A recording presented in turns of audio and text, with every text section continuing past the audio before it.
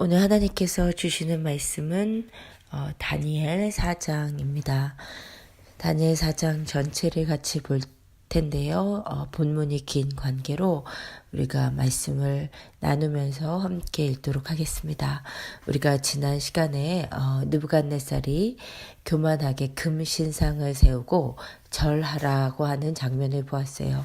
하나님께서는 느부갓네살에게 너의 영화가 지극할지라도 너의 나라는 무너질 것이다. 너 이후에 너보다 못한 은혜 나라가 일어날 것이라고 했지만 느부갓네살은 그 하나님의 말씀에 거역이라도 하듯이 혹은 자기의 힘으로 자기의 나라를 지속하겠다는 의지의 표현으로 큰 금신상을 두라 평지에 세우고 절하게 하였습니다. 그때 사드락과 메삭과 아벳느고가 절하지 않을 때 7배나 뜨거운 풀무불에 들어갔지만 머리털 하나도 상하지 않고 또한 예수 그리스도가 함께 걷는 놀라운 은혜를 누리는 장면을 지난 시간에 보았습니다. 그런데 이 사건이 사드락과 메삭과 아벳느고에게도 물론 큰 은혜였지만 사실 이 사건을 통해 진짜 충격과 은혜를 받았을 사람은 느부갓네살이죠. 자기가 유다를 멸망시킬 때 그 유다가 멸망하는 것을 보고 유다의 하나님은 자기의 신에 비해서 아무것도 아닌 줄 알았는데 그런데 뜻밖에도 그 하나님이 진짜 하나님이셨던 것이죠. 정말 살아계신 하나님이셨던 거죠. 그래서 느부갓네살이 뭐라고 고백했냐면 3장 28절 29절 읽겠습니다. 느부갓네살이 말하여 이르되 사드락과 메삭과 아벳느고의 하나님을 찬송할지로다. 그가 그의 천사를 보내사 자기를 의뢰하고 그들의 몸을 바쳐 왕의 명령을 거역하고 그 하나님 밖에는 다른 신을 섬기지 아니하며 그에게 절하지 아니한 종들을 구원하셨도다. 그러므로 내가 이제 조서를 내리노니 각 백성과 각 나라와 각 언어를 말하는 자가 모두 사드락과 메삭과 아벳느고의 하나님께 경솔히 말하거든 그 몸을 쪼개고 그 집을 걸음터로 삼을지니 이는 이같이 사람을 구원할 다른 신이 없음이니라 하더라. 진짜 느부갓네살이 깨달은 거예요. 진짜 하나님이 살아계시는구나. 진짜 그 하나님이 진짜구나.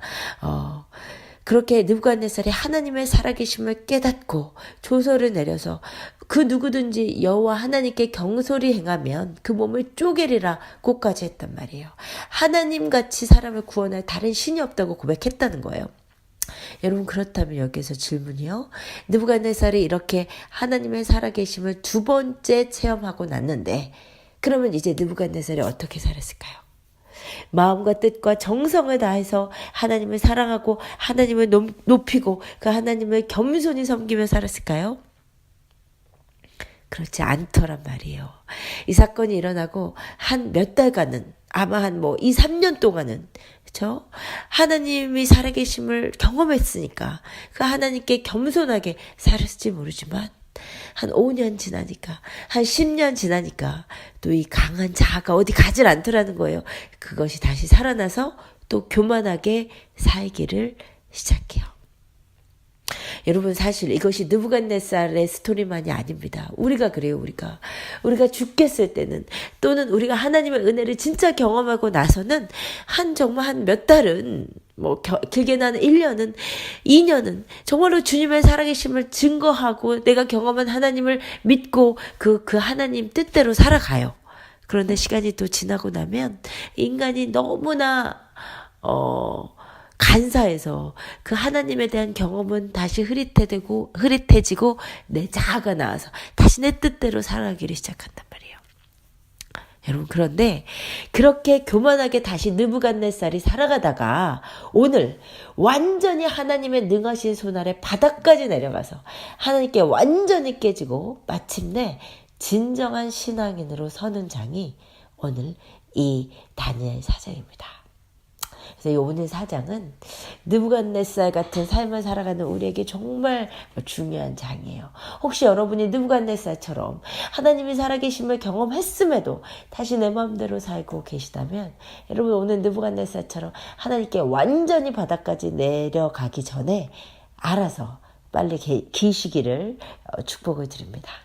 그러면 오늘 느부갓네살에게 무슨 일이 있는지 우리 4절에서 5절 또다시 느부갓네살이 꿈을 꾸는 장면입니다. 같이 읽겠습니다. 나 느부갓네살이 내 집에 편히 있으며 내 궁에서 평강할 때에 한 꿈을 꾸고 그로 말미암아 두려워하였으니 곧 내 침상에서 생각하는 것과 머릿속으로 받은 환상으로 말미암아 번민하였었노라. 느부갓네살이 또다시 꿈을 꿨단 말입니다. 무슨 꿈을 꿨냐? 10절에서 12절이에요. 내가 침상에서 나의 머릿속으로 받은 환상이 이러하니라. 내가 본즉 땅의 중앙에 한 나무가 있는 것을 보았는데 높이가 높더니 그 나무가 자라서 견고하여지고 그 높이는 하늘에 닿았으니 그 모양이 땅 끝에서도 보이겠고 그 잎사귀는 아름답고 그 열매는 많아서 만민에 먹을 것이 될 만하고 들짐승이 그 그늘에 있으며 공중에 나는 새는 그 가지에 깃들이고 육체를 가진 모든 것이 거기에서 먹을 것을 얻더라. 여기 보니까요. 느부갓네살이 아주 큰 나무 하나가 있는 것을 보았는데 이것이 아주 크고 높아서 어디까지 닿냐면 하늘까지 닿고 많은 들짐승과 공중의 새와 동물들이 먹고 있다는 거예요. 얼핏 보면 되게 좋은 꿈 같아요. 그렇죠? 이 나무가 굉장히 좋은 나무 같은데 이것을 본 다니엘의 해석이 뭐냐? 22절 왕이여 이 나무는 곧 왕이시라. 이는 왕이 자라서 견고하여지고 창대하사 하늘에 닿으시며 권세는 땅 끝까지 미침이니이다. 다니엘이 말하기를 이 나무는 권세가 창창한 느부갓네살 너희다라는 거예요. 그럼 여러분 이 지금 나무가 느부갓네살이라는 것은 느부갓네살이 좋은 상태라는 거예요? 안 좋은 상태라는 거예요? 물론 세상적으로 봤을 때는 굉장히 좋은 나무라는 거죠. 잘 나가고 있다는 거예요. 그 나무가 하늘까지 닿았고 높이가 높고 나무가 자라고 견고하고 가지가 많고 잎사귀가 많고 열매가 많아서 공중에 새와 들짐승이 깃들이는 아주 잘 나가는 상태예요. 그런데 문제는 뭐냐면 이 나무가 하늘에 닿았다는 것이 문제입니다. 여러분 성경에 이 땅에 있는 것이 하늘에 닿았을 경우에 그것은 한 번도 좋은 의미였을 때가 없어요. 왜냐면 땅에 있는 것은 땅에 있어야 돼요. 하늘은 어떤 곳이냐? 영화롭고 위대하신 하늘 보좌가 있는 곳이에요. 인간은 그곳에 닿을 수 없어요. 그런데 그곳에 닿으려고 한다. 이것은 한편으로는 느부갓네살의 지극한 영화를 보여주는 것이지만 또 한편으로는 느부갓네살의 교만을 보여주는 것이기도 합니다. 이사야 14장 13절에 봤더니요. 루시퍼를 가리키는 아침의 아들 계명성이 말하기를 내가 내 마음에 이르기를 내가 하늘에 올라 하나님의 뭇별 위에 내 자리를 높이리라 내가 북극 지폐 산 위에 앉으리라 해서 이 땅의 이 세상의 첫 타락, 루시퍼의 타락이 자기가 하늘에 오르고자 한 데서 타락이 있었다는 거예요. 또한 창세기 11장 4절에 바벨탑 사건에서도 보면 또 말하되 자 성읍과 탑을 건설하여 그 탑 꼭대기를 하늘에 닿게 하여 우리 이름을 내고 온 주변의 흩어짐을 면하자 했어요. 바벨탑 또한 하늘에 닿고자 했다는 거예요. 그러니까 느부갓네살을 상징하는 이 나무가 하늘에 닿았다는 것은 뭐냐면 마치 하늘에 닿고자 한 루시퍼처럼 마치 하늘에 닿고자 한 바벨탑처럼 인간의 교만이 느부갓네살의 교만이 하늘에 닿았다는 거죠. 다시 말하자면 느부갓네살이 다니엘서 2장에서 꿈을 해석한 다니엘을 통해 하나님의 살아계심을 경험했고 지난주 다니엘 3장에서 풀무불에 타지 않는 사드락 메삭 아벳느고를 통해 더 충격적으로 하나님의 살아계심을 깨달았음에도 불구하고 하나님을 인정하고 하나님을 높이고 겸손한 것이 아니고 교만하여 하나님께 도전하며 하나님을 대적하면서 살았다는 것이에요. 여러분 우리 주님 보시기에 겸손한 나무가 있고요.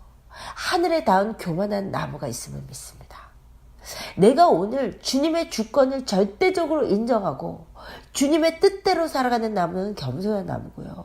오늘 하루라도 내가 주인이 되어서 살면 이것은 하늘에 닿은 느부갓네살 같은 나무로 살아갈 수밖에 없는 거예요. 그런데 문제는 뭐냐면요. 우리가 로마서 1장에도 마음에 하나님 두기를 싫어한 그 원죄에서 온갖 죄의 가지들이 나온 것처럼요. 내가 하나님 앞에 교만하고 하늘에 닿고자 하는 삶을 살면 나도 모르게 죄의 가지들이 내 안에서 나와서 하나님 보시기에도 교만한 그 삶 가운데서 수많은 죄를 저지르며 그 가운데 사람에게도 교만하며 상처 주며 살더라는 거예요. 여러분, 그러니까 무서운 것은 뭐냐면 내가 하나님을 향해서 교만한 나무가 되면 나도 모르게 죄의 가지 속에서 허덕이면서 사는데, 문제는 내가 그렇게 죄 짓는지도 모르고 산다. 내가 얼마나 악한지도 모르고, 내가 얼마나 교만한지 모르고, 내가 얼마나 사람에게 상처 주는지도 모르면서 산다는 거예요. 내가 오늘 하루도 주님을 인정하고 겸손하지 않으면 하늘에 닿은 교만한 나무처럼 살아가며 사람에게 상처 주며 수많은 죄를 질 수밖에 없는 존재임을 기억하십시다. 그런데 무서운 것은 뭐냐면요, 한 순찰자가 계시다는 거예요. 이 느부갓네살이 그렇게 교만했는데 문제는 뭐냐면 13절입니다. 같이 읽으십시다. 내가 침상에서 머릿속으로 받은 환상 가운데 또 본즉 한 순찰자, 한 거룩한 자가 하늘에서 내려왔는데, 여러분 꿈에 봤더니 그 큰 나무가 있는데 한 순찰자가 오셨대요. 그래서 순찰자라고 하는 단어는 이르라는 단어인데요, 이것은 아람어 우르에서 온 아람어 단어로 뜻이 뭐냐면 자지 않는 자란 뜻이에요. 원어적인 의미가요. 깨어있는 자. 그래서 자지 않고 깨어있는 자. 그래서 watcher, 보고 있는 자라는 의미로 해석이 되는 단어입니다. 물론 여기서 순찰자가 17절을 보면 순찰자들이라고 복수로 되어 있기 때문에 천사라고 보아야겠지만, 궁극적으로 천사가 누구를 위해서 보고 있는 거예요? 주님을 위해서 보고 있는 거죠. 그러므로 이 순찰자의 궁극적인 의미는 주님이시죠.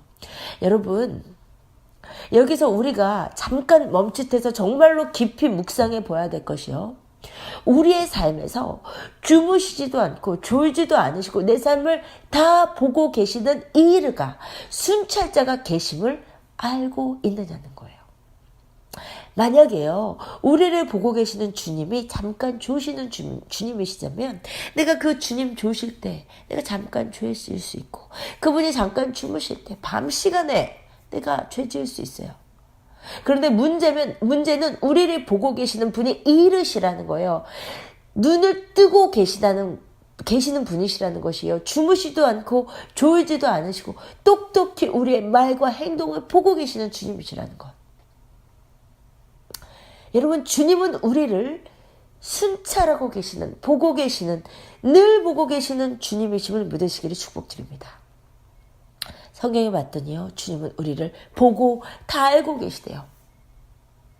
여러분, 히스기야에게요, 이사야가 와서 하나님의 말씀에 너는 집을 정리하라, 너가 죽고 살지 못하리라 하니까요, 히스기야가 그 말을 듣고 기가 막혀서 얼굴을 벽으로 향해서 심히 통곡합니다.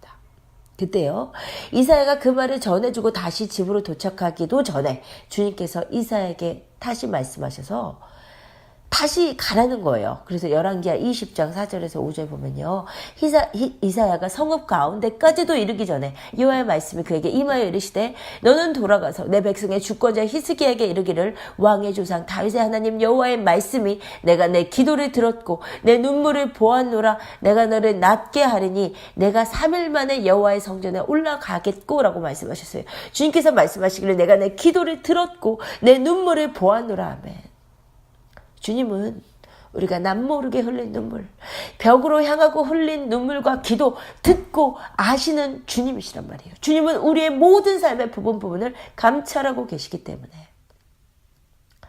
그런데 주님은 이런 것만 감찰하시는 분이 아니십니다. 예레미야에서 보니까 유다 사람들을 보니까 고아와 과부를 압제하고 도둑질하고 살인하고 간음하고 거짓 맹세하고 바알에게 분향하면서도 이곳이 하나님의 집이라고 하면서 성전에 들어가는 거예요. 그 모든 것을 보고 계신 주님께서 말씀하시기를, 예레미야 7장 11절에서 내 이름으로 일컬음을 받는 이 집이 너희 눈에는 도둑의 소굴로 보이느냐, 보라 나고 내가 그것을 보았노라. 여호와의 말씀이라. 아멘. 여러분, 주님은 우리의 모든 삶의 행위를 보고 계십니다. 그 주님께서 전도서 12장 14절의 말씀대로 하나님은 모든 행위와 은밀한 일을 선악간에 심판하실 것이래요. 할렐루야. 여러분, 그래서 진정한 경건이라는 것은 무엇이냐면 이 주님의 시선이요, 자지 않고 깨어 계시는 그 순찰자의 시선을 늘 의식하며 사는 자가 깨어있는 자입니다. 그런 자가 다윗이었지요. 다윗은요, 알았어요. 시편 139편에 보니까 여호와여, 주께서 나를 살펴보셨으므로 나를 아시나이다. 주께서 내가 앉고 일어섬을 아시고 멀리서도 나의 생각을 밝히오시며 아시오며 나의 모든 길과 내가 눕는 것을 살펴보셨으므로 나의 모든 행위를 익히 아시오니 여호와여, 내 혀의 말을 알지 못하시는 것이 하나도 없으시니이다. 내가 주의 영을 떠나 어디로 가며 주의 앞에서 어디로 피하리까? 내가 하늘에 올라갈지라도 거기 계시며 수월에 내 자리를 펼지라도 거기 계시니이다. 내가 새벽 날개를 치며 바다 끝에 가서 거주할지라도 거기서도 주의 손이 나를 인도하시며 주의 오른손이 나를 붙드시리이다. 아멘. 주님의 시선. 내가 주의 영을 떠나 어디로 가리까? 주의 앞에서 내가 어디로 피할 수 있습니까? 하늘에 올라갈지라도 수월에 내 자리를 펼지라도 새벽 날개 치며 바다 끝에 가서 거기 거주할지라도 주님의 시선이 언제나 내 앞에 있음을 아는 자, 그 자가 진정으로 거룩한 자이며 경건한 자며 깨어있는 자예요. 여러분의 삶에 한 순찰자가 계심을 기억하십시다. 그분이 나의 모든 시종 일관을 보고 계세요. 아멘.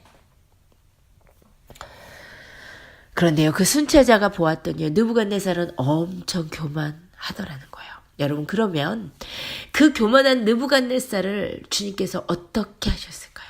여러분, 여러분이 주님이시라면 주님의 능력을, 주님이 살아계심을 2번이나 경험했는 대로 또 교만하게 하나님을 대적하면서 사는 느부갓네살 어떻게 하시겠어요?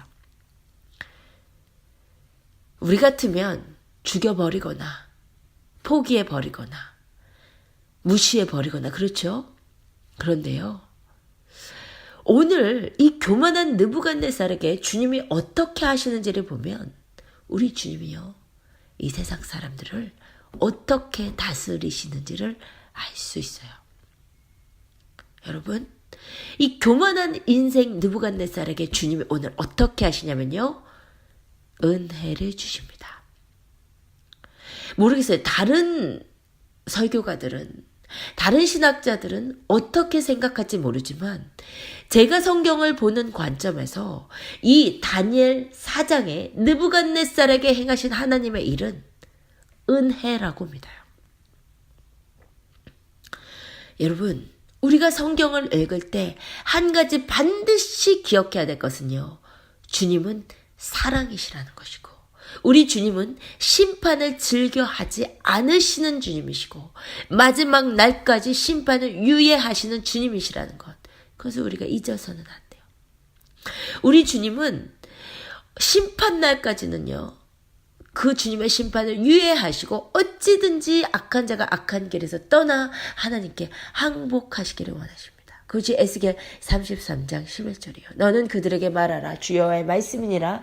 나의 삶을 두고 맹세하노니 나는 악인이 죽는 것을 기뻐하지 아니하고 악인이 그의 길에서 돌이켜 떠나 사는 것을 기뻐하노라. 이스라엘 족속아, 돌이키고 돌이키라. 너희 악한 길에서 떠나라. 어찌 죽고자 하느냐 하셨다. 라멘.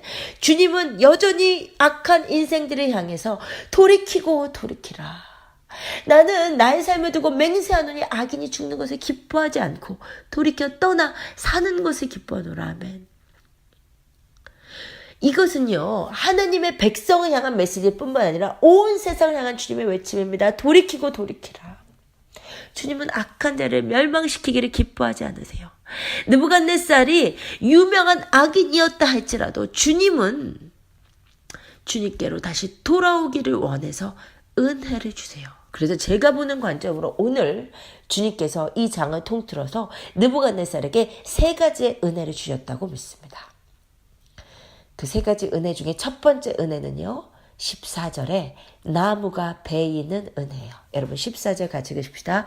그가 소리질러 이처럼 이르기를 그 나무를 베고 그 가지를 자르고 그 잎사귀를 떨고 그 열매를 해치고 짐승들을 그 아래에서 떠나게 하고 새들을 그 가지에서 쫓아내라. 첫 번째 은혜는 나무가 배임을 받는 은혜예요. 여러분, 느부갓네살은 큰 나무였어요. 가지도 많고 잎사귀도 많고 열매도 많아서 많은 짐승과 공중의 새가 깃들였는데 하나님이 느부갓네살에게 이 은혜를 주신 거예요. 그런데 느부갓네살이 그것을 몰라요. 그것을 인정하지 않아.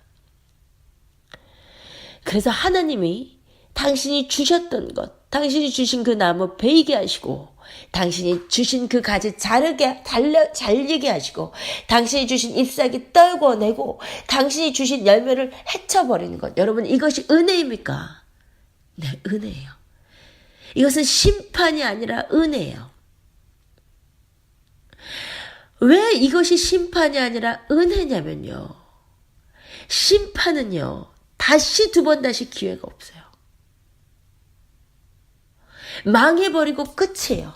그런데 은혜는요, 그것이 당장은 심판으로 보이는 고난일지라도 그 고난으로 하여금 다시 그 사람이 하나님 앞으로 서게 만들어요. 그래서 은혜예요. 여러분, 이 나무가 베이는 것이 은혜였다는 증거가 무엇입니까? 나무가 베인 결과가 어떻게 됐어요? 34절. 그 기한이 참해요. 나 느부갓네살이 하늘을 우러러 보았더니 내 총명이 다시 내게로 돌아온지라. 이에 내가 지극히 높으신 이에게 감사하며 영생하시는 이를 찬양하고 경배하였나니 그 권세는 영원한 권세요 그 나라는 대대 이르리로다. 여러분, 만약에 이 나무가 베이는 것이 심판이었다면 느부갓네살은 이때 망해버리고 끝났을 거예요. 그런데 이 나무가 베이는 것이 은혜인 이유는 이 나무가 베인 사건 이후에 느부갓네살이 지극히 높으신 이에게 감사하고 그분을 찬양하게 되었다는 것이에요. 여러분, 그런 의미에서 이 나무가 베인 느부갓네살이 큰 고난을 당하는 이것은 은혜입니다. 여러분, 우리의 삶이요, 잘되고 빵빵하고 나에게 문제가 없고 내가 건강하고 내 자식이 잘되고 명문대학 가고 내 비즈니스가 잘되고 내가 잘 나가는 것이 은혜가 아니고요. 내가 고난이 오고 아픔이 오고 느부갓네살처럼 소처럼 들풀을 먹는 고난 가운데 처참함 가운데 있다 하더라도 그 고난이 나로 하여금 다시 우리 하나님을 바라보게 한다면 그것은 은혜입니다. 히브리서 12장은 우리에게 말하기를 5절에서 11절에 또 아들들에게 권하는 것 같이 너에게 권면하신 말씀도 잊었도다. 일렀을 때 내 아들아 주의 징계하심을 경히 여기지 말며 그에게 꾸지람을 받을 때 낙심하지 말라. 주께서 그 사랑하시는 자를 징계하시고 그가 받아들이시는 아들마다 채찍질 하심이라 하였으니 너희가 참음은 징계를 받기 위함이라. 하나님이 아들과 같이 너희를 대우하시나니 어찌 아버지가 징계하지 않는 아들이 있으리요. 징계는 다 받는 것이오는 너희에게 없으면 사생자의 친아들이 아니니라. 아멘. 오히려 어려움이 있는 것이 우리가 아들인 증거라는 거예요. 또 우리 육신의 아버지가 우리를 징계하여도 공경하였거든 하물며 모든 영의 아버지께 더욱 복종하며 살려 하지 않겠느냐. 이게 징계가 주는 은혜예요. 다시 하나님 아버지께 복종하게 하는 은혜. 그들은 잠시 자기의 뜻대로 우리를 징계하였거니와 오직 하나님은 우리의 유익을 위하여 그의 거룩하심에 참여하게 하시느니라. 아멘. 우리가 주님 앞에 교훈을 받으면 우리가 다시 그의 거룩함에 참여하게 된다는 거예요. 무릇 징계가 당시에는 즐거워 보이지 않고 슬퍼 보이나 후에 그로 말미암아 연단받는 자들은 의와 평강의 열매를 맺느니라. 아멘. 여러분, 여기에서 주님이 주시는 이 교훈이, 이 아픔이 징계라고 번역되어 있어서 마치 하나님이 정말 우리를 치시는 것 같은 느낌이 들지만 이 징계라고 번역된 헬라어 파이데이아는 discipline이란 뜻입니다. training이란 뜻이에요.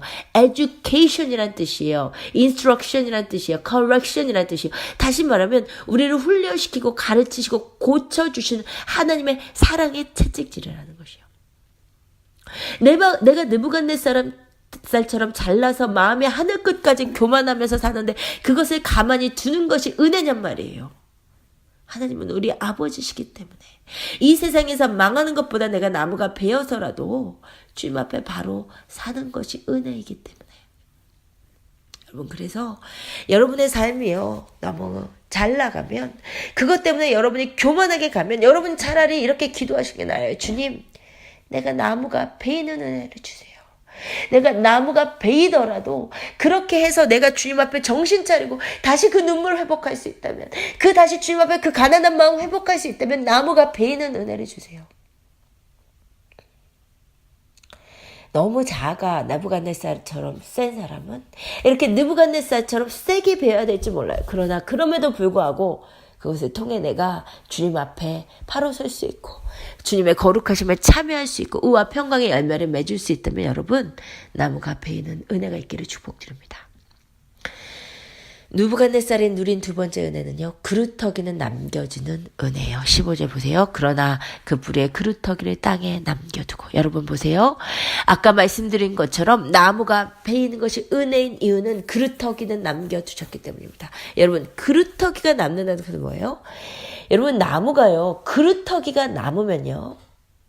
그 나무가 뿌리까지 뽑히면 그 나무는 영영 끝나는 것이지만 그 나무가 아무리 크고 위대한 나무였어도요.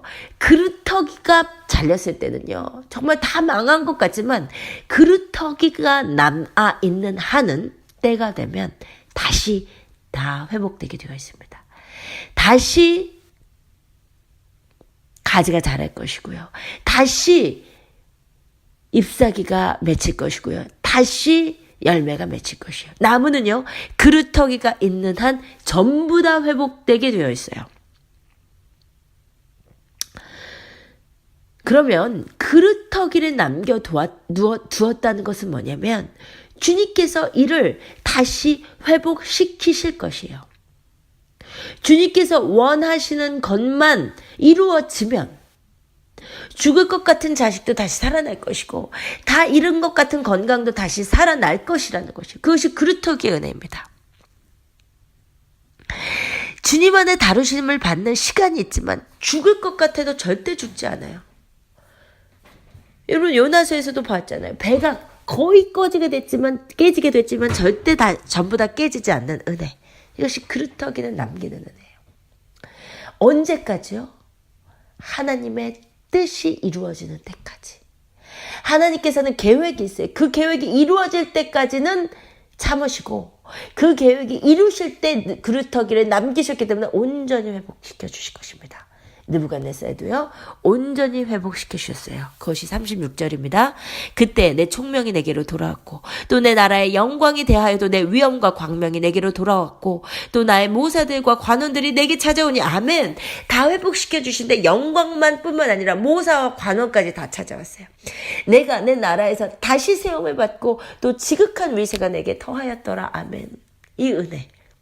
하나님이 다시 회복시켜 주시니 모든 것이 다 회복시켜 주시는 은혜를 누린다는 거예요. 그것이 그루터기는 남기는 은혜입니다. 세 번째 은혜는요. 12개월의 시간이에요.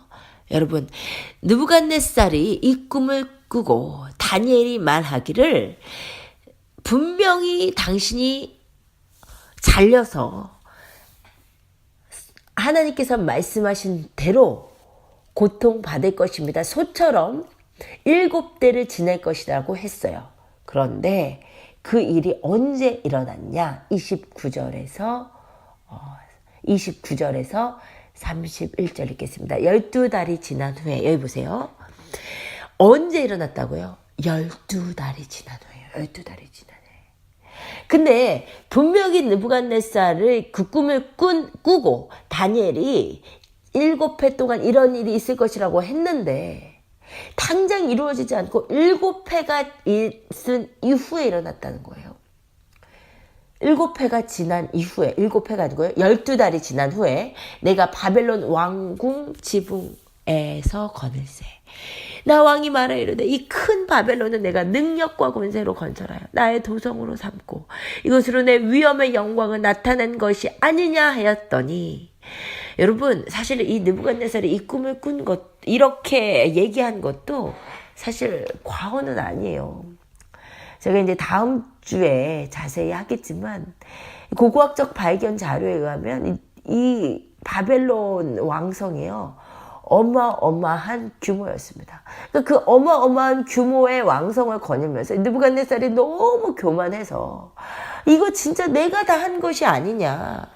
사실 자기가 한 거예요. 아니에요. 이사야서 예언들을 보면 하나님께서 내 종 느부갓네살을 세워서 이 큰 영광을 주었다고 했는데 느부갓네살은 그것을 모르는 거죠.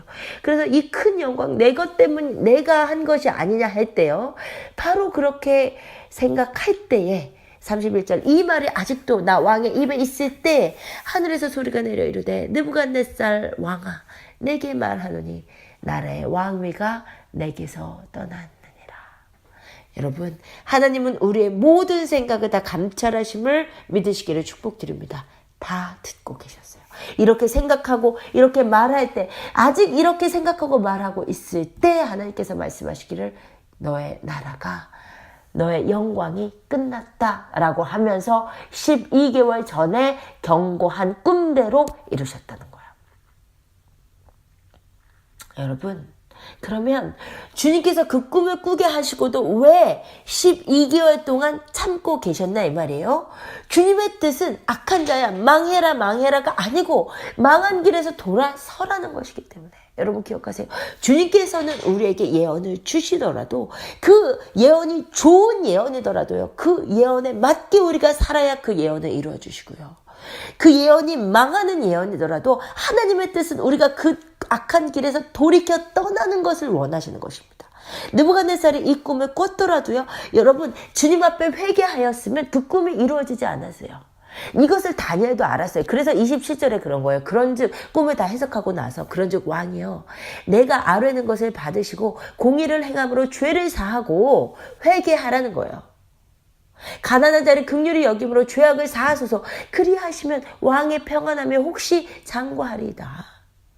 다니엘은 이 하나님의 일을 알았던 것이에요. 이 꿈을 꾸게 했어도 다니엘이 회개하면 하나님께서는 이 일을 이루시기를 원하지 아니하시는 주님이심을 아셨다는 거예요. 그래서 회개하라고 다니엘이 경고했음에도 불구하고 회개하지 않았다는 거예요.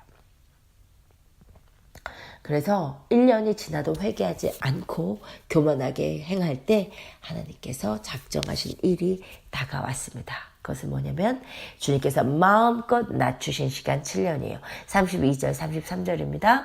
내가 사람에게서 쫓겨나서 들짐승과 함께 살면서 소처럼 풀을 먹을 것이요 이와 같이 7대를 지나서 지극히 높으신 이가 사람의 나라를 다스리시며 자기 뜻대로 그것을 누구에게든지 주시는 줄을 알기까지 이르리라 하더라. 바로 그때 이 일이 난 느부갓네살에게 응함으로 내가 사람에게 쫓겨나서 소처럼 풀을 먹으며 몸이 하늘 이슬에 젖고 머리털이 독수리 털과 같이 자랐고 손톱은 새 발톱과 같이 되었더라. 이거 보세요.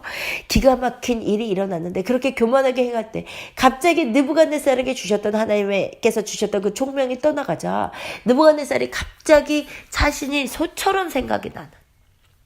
그래서 소처럼 이슬을 맞으며 풀을 뜯어 먹으며 머리를 길고 야수와 같이 살아가는 그 7년의 시간이 있었습니다. 여러분 그런데 중요한 것은 무엇이냐면요. 이 7년의 시간은 하나님의 계획 가운데 있었다는 거예요. 그 7년의 시간이 지나고 나니까 34절 보세요. 그 기한이 참해. 하나님이 작정하신 7년의 기한이 참해. 나 느부갓네살이 하늘을 우러러 보았더니 내 총명이 다시 내게로 돌아온지라. 이에 내가 지극히 높으신 이에게 감사하고 영생하신 이를 찬양하고 경배하였어요. 여러분 보세요. 하나님께서 7년을 정해놓으셨다는 거예요. 왜 7년을 작정하셨냐는 거예요. 그 이유는 뭐냐면 하나님께서 이 7년의 시간을 통해서 느부갓네살에게 정말 알려주고 싶으셨던 게 있다는 거예요. 그게 뭐라고요? 32절 후반부에 보면 지극히 높으신 이가 사람의 나라를 다스리고 자기의 뜻대로 누구에게든지 주시는 줄을 알게 하시고자 원하셨어요. 아까 말씀드린 대로 이사야서에서부터 이미 하나님께서 예언하시기를 느부갓네살이 이 세상에 있기도 전에 하나님께서 먼저 이사야를 통해서 예언하시기를 나의 종 느부갓네살을 통해서 내가 바벨론을 그 갈대아 사람 느부갓네살에게 주겠다고 하셨어요. 그 하나님의 뜻대로 느부갓네살이 통치하고 있는 건데 느부갓네살은 몰라. 내 영화인 줄 안단 말이에요. 근데 하나님이 그 느부갓네살에게 알게 하시고자 하시는 것이 너의 능력이 아니고 하나님으로 말미암아서 너에게 주신 거야. 그것을 훈련시키고자 하신 시간이 7년이었다는 거예요. 그래서 이 7년은 하나님이 느부갓네살을 깨닫게 하시는 시간. 그 시간이 찼을 때 차고 나서 느부갓네살이 정말 하나님의 힘이었다는 것을 온전히 깨닫고 변화될 때 하나님께서 회복시켜 주셨다. 여러분, 그러므로 여러분의 삶에요, 여러분의 삶에 여러분의 나무가 베이는 은혜를 주실 때가 있습니다. 그때는 아무 뜻 없이 주시는 것이 아니시라는 거예요. 하나님께서 아무 뜻 없이 7년의 시간을 주시는 것이 아니고, 하나님께서 그 여러분에게 나무가 베이는 은혜를 주실 때는 그것을 통해서 여러분에게 훈련시키고자 하시는 것이 있어요. 어떤 사람에게는 재물을, 어떤 사람에게는 인간관계를, 어떤 사람에게는 악한 습성을, 어떤 사람에게는 정말로 오래된 죄를 하나님께서 정말 그 사람을 완전케 하시고자, 그 사람을 성결케 하시고자, 그 사람을 하나님 앞에서 바로 세우고자 주시는 나무가 베이는 시간이 있는데, 그 시간은 무의미한 시간이 아니고 그 시간을 통해서 훈련시키고자 하시는 것들이 있단 말이에요. 그래서 지혜로운 사람은요, 나무가 베이는 은혜가 있는 시간 동안 하나님 회복시켜주세요, 하나님 내 물질 회복시켜주세요, 하나님 내 명예 다시 회복시켜주세요, 이런 기도하지 않습니다. 하나님, 내가 하나님 앞에 마음껏 깨지게 하시고, 하나님 내가 재물에 마음껏 훈련받아서 하나님 내가 다시는 하나님보다 재물을 앞서지 않게 하시고, 재물은 오로지 하나님께로부터 옴을 철저히 깨닫게 하시옵소서라고 하나님 앞에 온전히 훈련받기를 사모합니다. 그것이 베드로전서 5장 6절이에요. 그러므로 하나님의 능하신 손 아래서 겸손하라. 때가 되면 너희를 높이시리라. 하나님께서 다시 높이고 다시 회복시키시는 때가 있단 말입니다. 그 때가 차기 전까지는요, 아무리 회복시켜 주시라고도 회복 안 시켜주세요. 그때는 언제 차느냐? 여러분이 하나님께서 여러분에게 깨닫게 하시고자 원하시는 것을 깨닫고 회개하고 온전케 될 때, 그 시간은 7년입니다. 성경의 7이라는 수는요, 언제나 주님이 특별히 정하신 완벽한 시간이에요. 그래서 하나님이 여러분에게 주신 시간이 몇 년이든 몇 개월이든 몇 주든 하나님께서 여러분의 나무가 베이는 시간으로 주신 그 시간은요, 주님 보시기에 완벽한 시간, 여러분이 깨달을 수 있는 완벽한 시간이라는 거예요. 여러분, 훈련 받을 때는 길고 힘들게 느껴지지만 주님의 특별한 계획과 뜻 가운데 있는 시간임을 기억하시기를 원하고, 그 시간 동안 여러분 마음껏 주님 안에서 낮아지세요. 능하신 손 아래 마음껏 겸손하고, 마음껏 주님이 낮추시는 대로 낮추시고, 그 안에서 철저하게 훈련받으시기를 축복드립니다. 그런데 마지막으로요, 그렇게 느부갓네살이 주님 앞에 마음껏 훈련받았더니요, 회복되고 나서는 변화된 삶이 있었어요. 느부갓네살이 변화된 삶은 세 가지입니다. 첫 번째는요, 네 가지입니다. 첫 번째는요, 평안을 전하는 삶이에요. 1절 읽으십시다. 느부갓네살 왕은 천하에 거주하는 모든 백성들과 나라들과 각 언어를 말하는 자들에게 조서를 내리노라. 원하노니 너희에게 큰 평강이 있을지어다. 아멘. 여러분, 느부갓네살이 변화되고 났더니 어떤 삶을 살게 되냐면요, 평안을 전하는 삶을 살게 돼요. 여러분, 느부갓네살이 조서를 세상에 내리면서 너희에게 평강이 있을지어다 라고 했어요. 여러분, 성경에 제국에 왕들의 조서가 몇 개가 나오지만 한 번도 이런 투가 없어. 너희에게 평강이 있을지어다.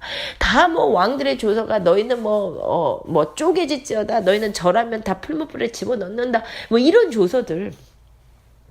그런데 느부갓네살의 조서는요, 너희에게 평강이 있을지로다. 이거 꼭 누구 글 같아요? 바울서신 같잖아요.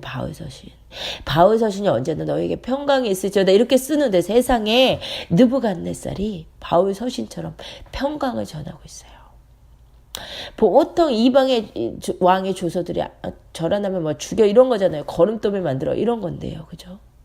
여러분, 느부갓네살이요, 하나님 은혜로 온팡 뒤집어 놨더니 평강을 전하는 왕이 됐어요. 바벨론 왕이 세상에.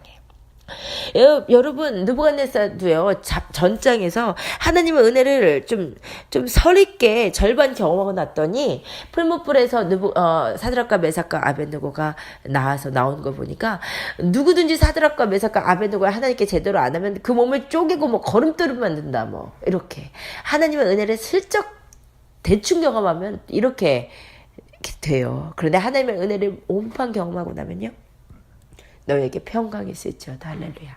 이렇게 변합니다. 평안을 전하는 삶입니다. 이렇게 되시길 축복드려요. 두 번째 변화된 삶은요, 간증하는 삶이에요. 2절 봤더니요, 지극히 높으신 하나님이 내게 행하신 이적과 놀라운 일을 내가 알게 하기를 즐겨하노라. 여러분, 이게 정말 은혜예요. 전 참 은혜를 받았어요. 느부갓네살은 누구입니까? 바벨론이라는 큰 제국의 왕이에요. 그런데요, 그 왕이요, 7년 동안 소처럼 살았다 이 말입니다. 그러면 여러분 생각해 보세요. 여러분이 7년 동안 정신병으로 고생하다가 뭐 예를 들어서 여러분이 큰 기업의 CEO인데 사실은 7년 동안 정신병자였어. 그러다가 안수기도 받고 다시 회복돼서 CEO가 됐어요. 여러분, 그러면 여러분이 잘 나가는 CEO인데, 여러분이 대학 교수인데, 여러분이 7년 동안 정신병원에 감금돼 있다가 성령 충만한 사람한테 안수받고 회복됐다. 그러면 7년의 그 세월 얘기하고 싶겠어요?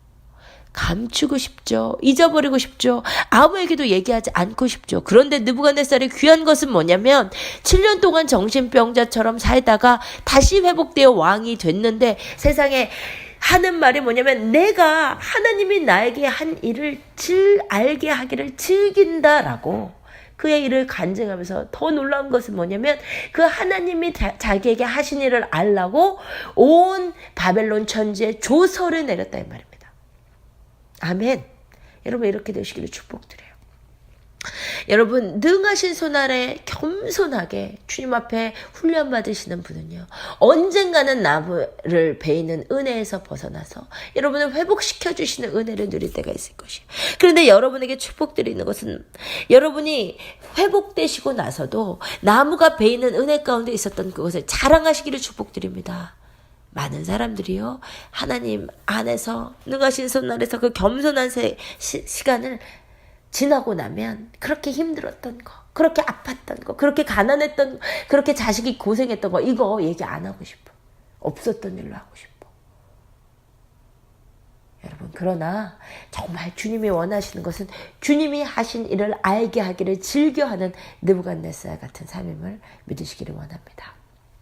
세 번째 변화된 산 3절이요. 참으로 크도다 그의 이적이요. 참으로 능하도다 그의 놀라운 일이요. 그의 나라는 영원한 나라요. 그의 통치는 대대에 이르리로다. 아멘. 여러분, 주님이 권한을 주셨던 이유는 뭐라고요? 그 하나님의 절대 주권을 인정하는 거. 그런데 이제는요, 느부갓네살이 그 절대 주권을 인정하고 있어요. 하나님, 그분이 능하시고 그분이 영원한 나라고 그의 통치가 영원하고 나는 하나님께서 위임하셔서 통치함을 이제는 인정하게 되었어요. 주님의 절대 주권을 인정하는 변화된 삶입니다.